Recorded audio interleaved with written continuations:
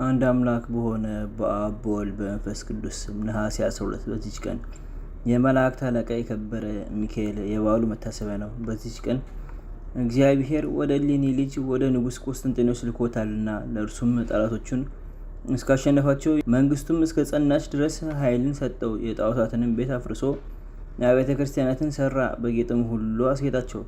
ስለዚህም አባቶቻችን የቤተ ክርስቲያን መምህራን የከበረ የመላእክት አለቃ የሚካኤልን የበዓሉን መታሰቢያ በየወሩ በ12ኛው ቀን እናደርግ ዘንድ አዘዙን። ለእግዚአብሔር ምስጋና ይሁን፣ እኛንም በዚህ በከበረ መልአክ አማላጅነት ይማረን ለዘላለሙ አሜን። በዚችም ቀን ቆስጠንጢኖስ ወደ ሮሜ ከተማ ገባ፣ በሮሜ ሀገሮች ሁሉ ላይ ነገሰ።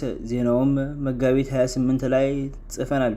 ለእግዚአብሔር ምስጋና ይሁን ለዘላለሙ አሜን። አንድ አምላክ በሆነ በአብ በወልድ በመንፈስ ቅዱስ ስም ነሐሴ 13 በዚች ቀን ክብር ይግባውና የጌታችን ኢየሱስ ክርስቶስ ታላቅ እና ክቡር በዓል ነው።